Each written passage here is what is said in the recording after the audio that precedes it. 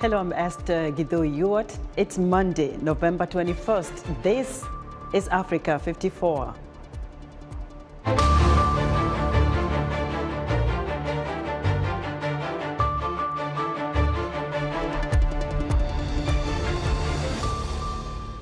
Tunisia's Sunday International Francophone Nations meeting had a tense moment when DRC's representative refused to take a photo standing next to Rwanda's.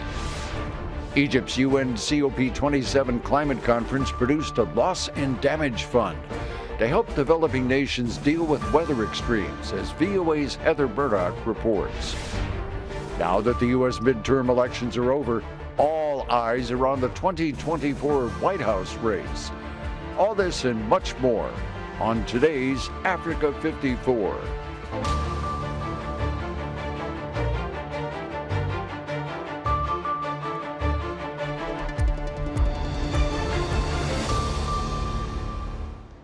The world's French-speaking leaders met in Tunisia to discuss growing instability and popular discontent in Francophone Africa. VOA's Paul Ndiho has more. The world's French-speaking countries gathered in Tunisia over the weekend for talks focused on economic cooperation, but they also faced calls to do more to resolve international crises. The head of the International Organization of La Francophonie urged the organization to use its clout in a world fractured by multiple crises.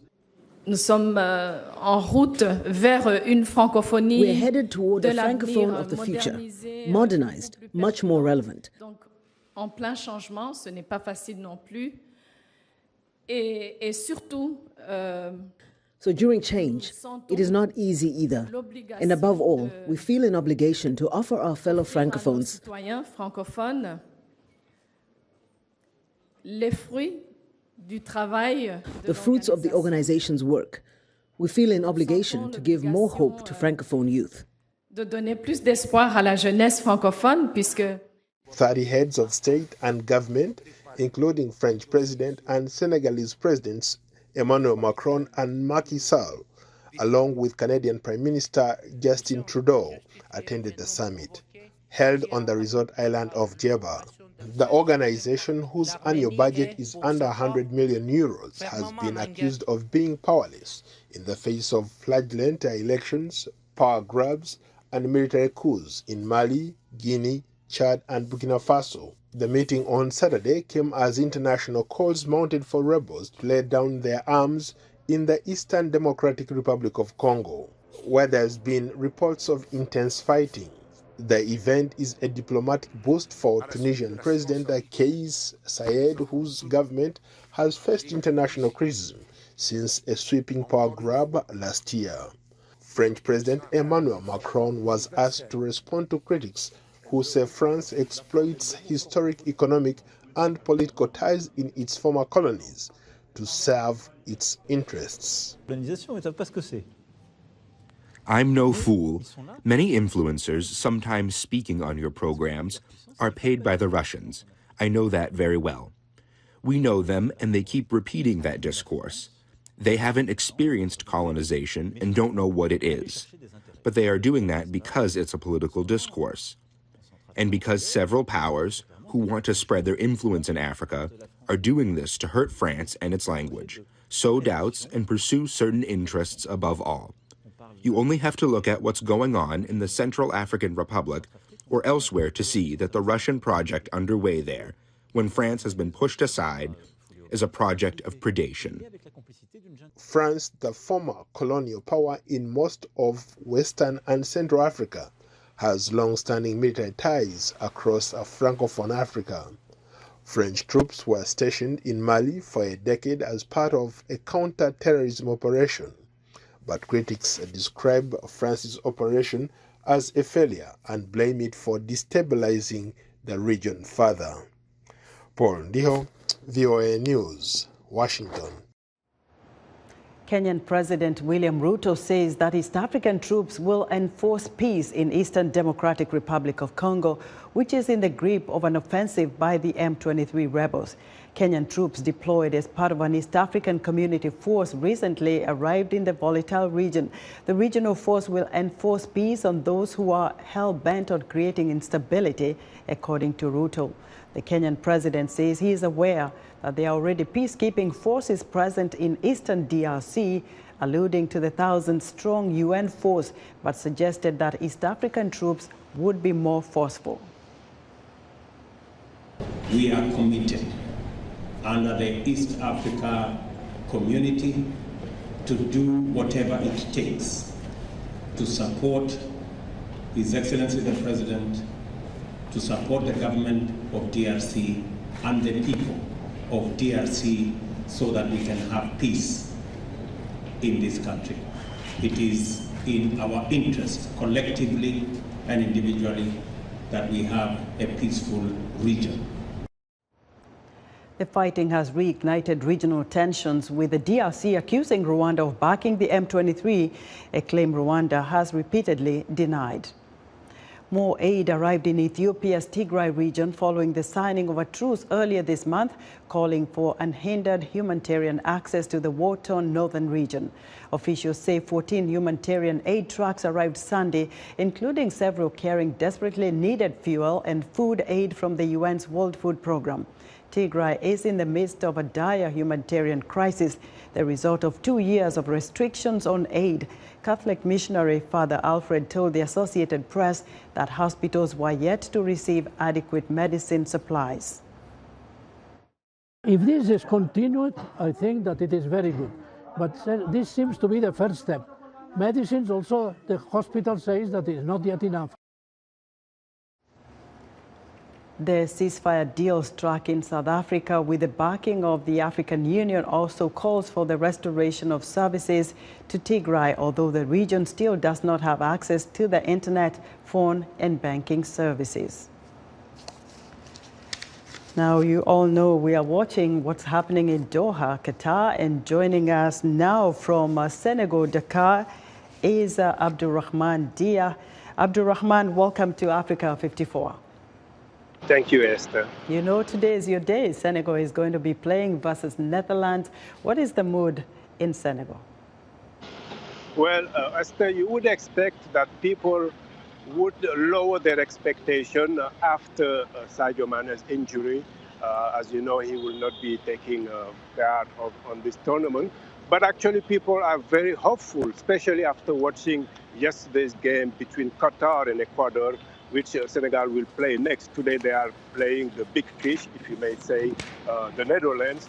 And so far they are holding on, and people right in front of me are in what they call a fan zone with hundreds of people watching the game together. Most people left the downtown area early. They left their offices to go watch the game at home. So people are very hopeful. Hey, Abdurrahman, you know, every game there's a winner and a loser. What are fans doing? Are they betting on who wins and what happens? Are they planning a celebration for Senegal? It would be hard to find someone who believes that Senegal would lose, even though they know that the Netherlands is a big team. So people are getting ready to at least celebrate. Even if they don't win, if they get a tie, they will celebrate probably all night.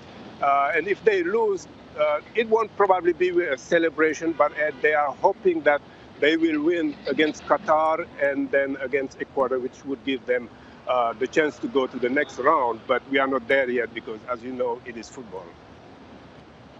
All right. Thank you so much. Abdurrahman, before I let you go, has Sadio Mane told the team anything yet to kind of just make them feel warm and happy and hopeful?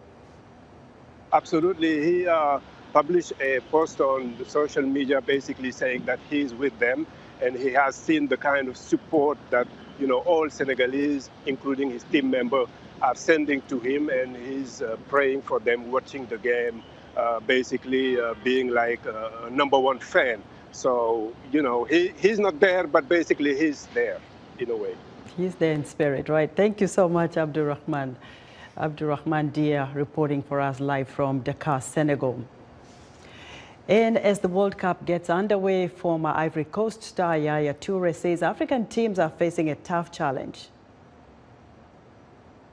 Tough.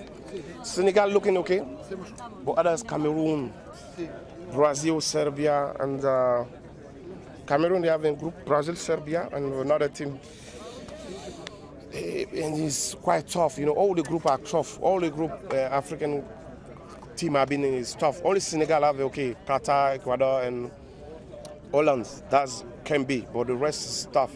I wish them all good luck, to be honest, you know, because it's not easy. But what I'm sure of it is that one team in the continent is going to make us proud. But we wanted to go to until semi-final or maybe even final. But it's a long journey. But I wish them good luck, to be honest.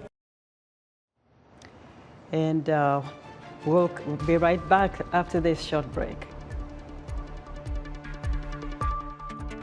On the next Straight Talk Africa, the World Cup is underway in Qatar and excitement is at fever pitch. 5 African teams, including 3 from sub-Saharan Africa, are competing. Cameroon, Ghana, Morocco, Tunisia, and continental champions Senegal are the African teams participating. Join me, Heidi Adams, as we discuss the 2022 Soccer World Cup.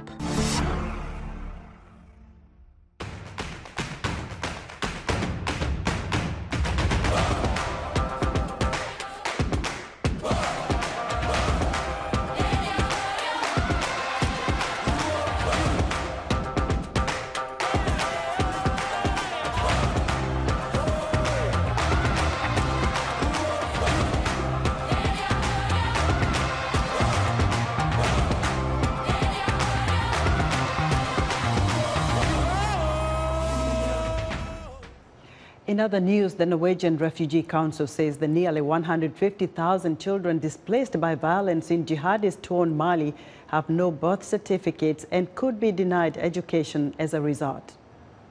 The world's longest ruling leader, President Teodoro Obiang, 80 of Equatorial Guinea, staged a vote on Sunday to extend his 43-year authoritarian rule.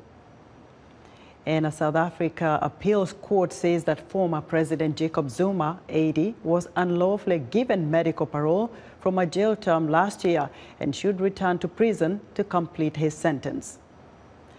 The United Nations Climate Conference ended Sunday morning with the creation of a loss and damage fund, which analysts say is a step toward helping the people already suffering the most from climate change. But in settlements crushed by mudslides in Brazil, locals say it will take more than money to avert disaster. VOA's Heather Murdoch reports from Egypt with Jan Burchard in Brazil.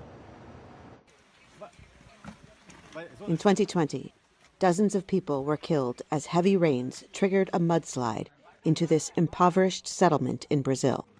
It took days to dig out the bodies. Families in the area say that, unlike the case in years and generations past, the rain is now aggressive, dangerous, and terrifying. The rain is very different these days. I work with elders. They say they've never seen anything like this rain. The climate is very different. On Sunday, the UN Climate Conference in Egypt, COP27, ended after a day and a half of overtime negotiations with an agreement to establish a loss and damage fund to help the world's most vulnerable communities prepare for and recover from climate change-related disasters. With the first official meetings to even discuss where to get the money and how to disperse it not scheduled until March 2023, though, it does little to help families already on the front lines of climate change, struggling as climate-related disasters increase in frequency and deadliness. While COP27 did not retreat on international goals to limit global warming, officials say it did little to further the achievement of those goals. We need to drastically reduce emissions now. And this is an issue this COP did not address. A fund for loss and damage is essential, but it's not an answer if the climate crisis washes a small island state off the map or turns an entire African country to desert.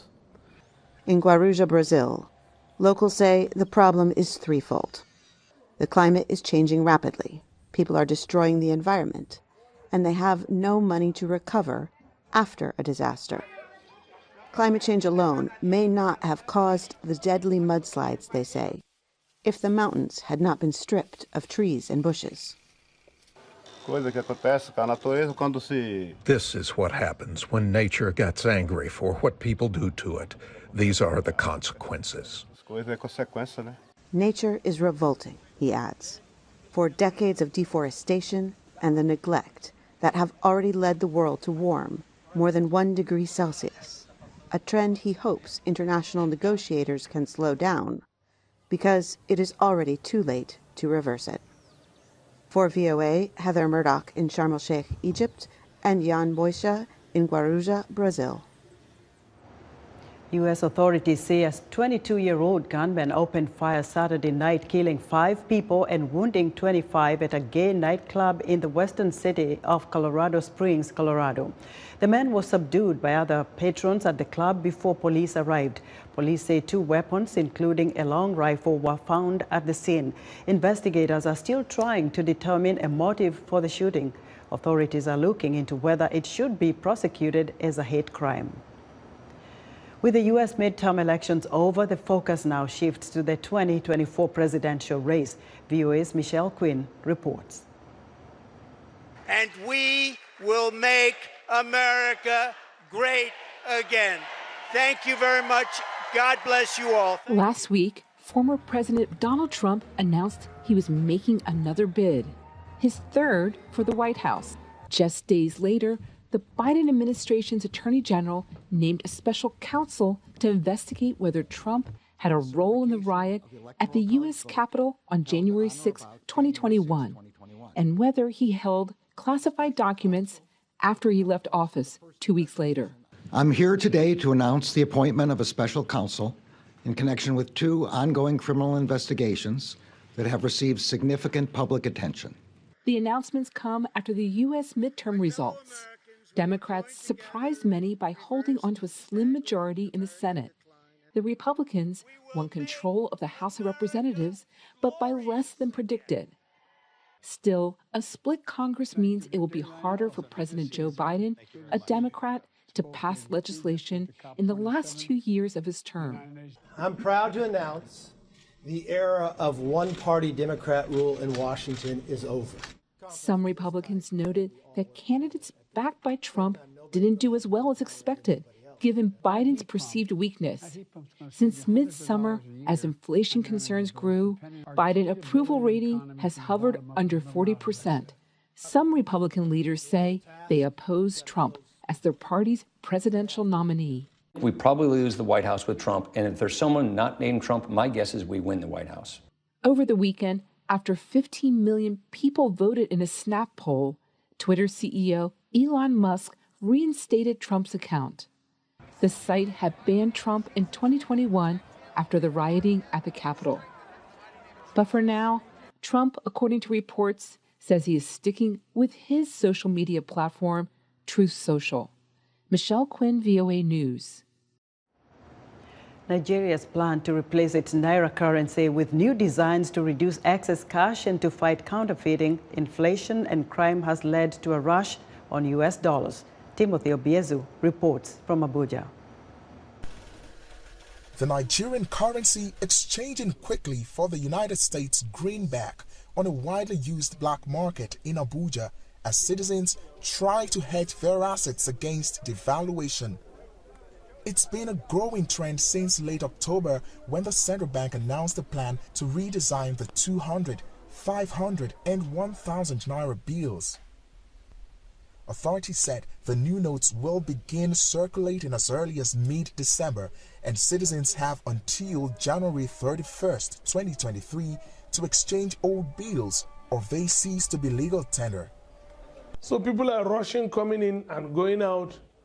They are coming with their currencies, collecting dollars, some are collecting pounds. At the current rate of about 700 naira to $1, the Nigerian tender is up more than 20% after initially crashing to historic lows days following the October announcement.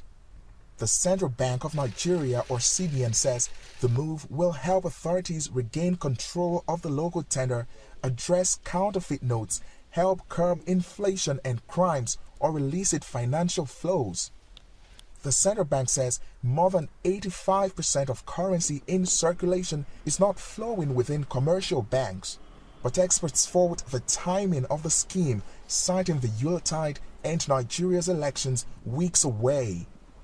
Going to be creating hyperinflation, going to be probably creating some level of stagflation. But at the other end, which, the other good side of it is that you're also going to be making certain that monies that are not supposed to be kept where they are kept now, are either lost or brought back into the system.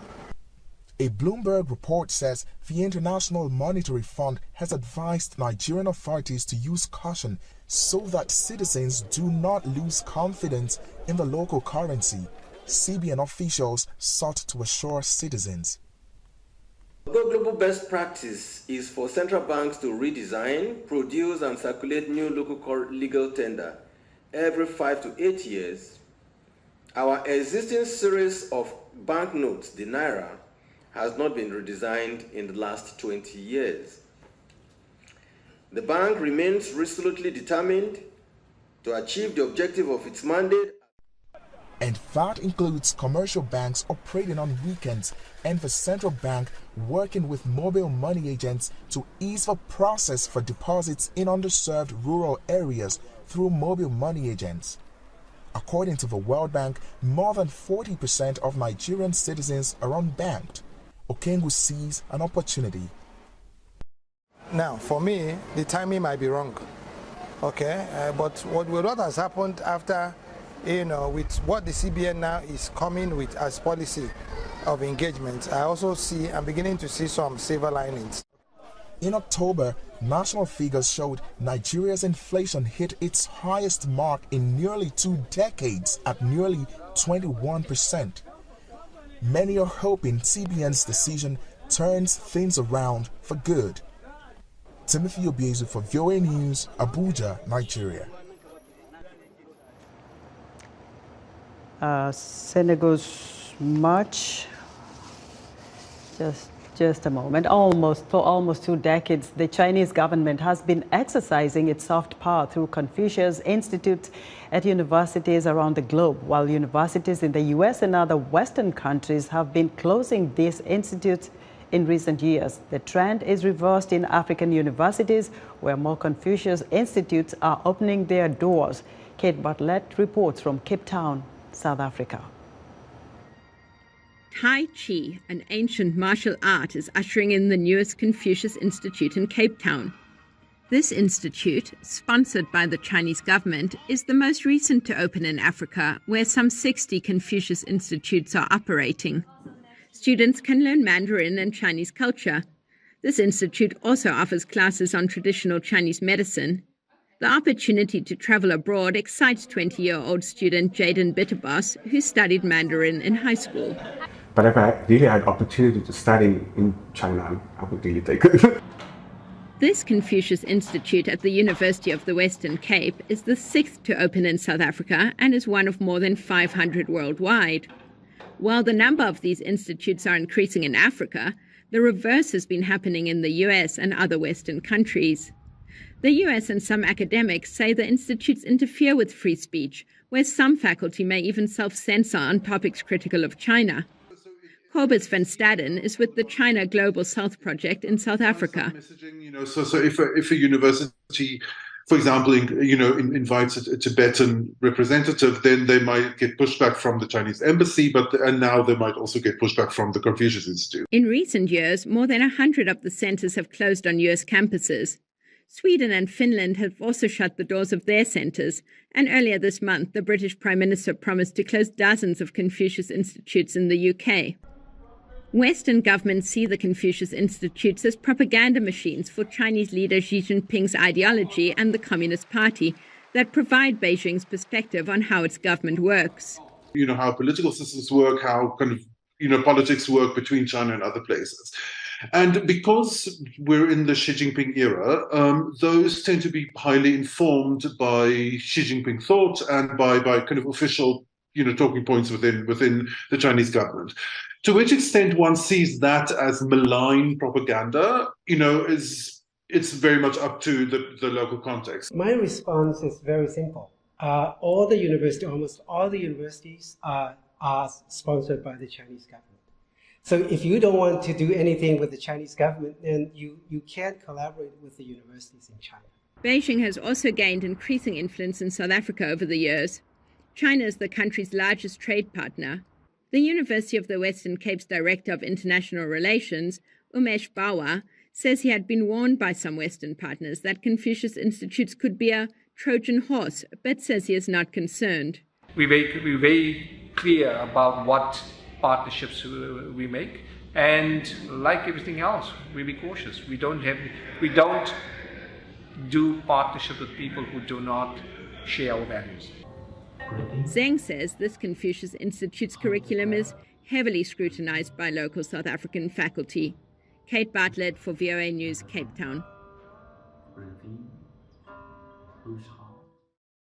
Tomorrow we'll bring you more sports news from Ghana with our reporter there, Jackson Bunganyi, and from Doha, Qatar, we have our sports guru, Sunday Shomari, and our team in Qatar.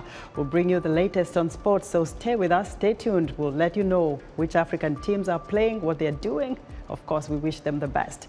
And that's our show for today. Be sure to join us on Africa 54 and watch our shows on our website at voaafrica.com. From all of us here in Washington, thanks for watching.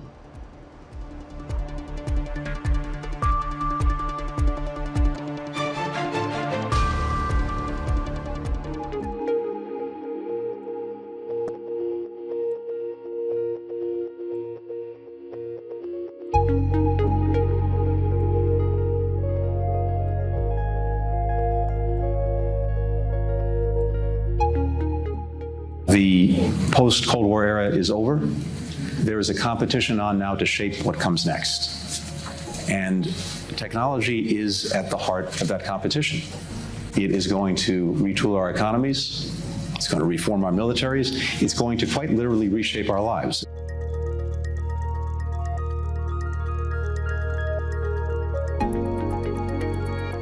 To undermine their privacy, to repress their human rights, to quite literally harass people online, particularly women and minorities. It's used profoundly for misinformation and disinformation, which is, along with corruption, I think the two most corrosive things of any democracy. And of course, there are profound questions of security.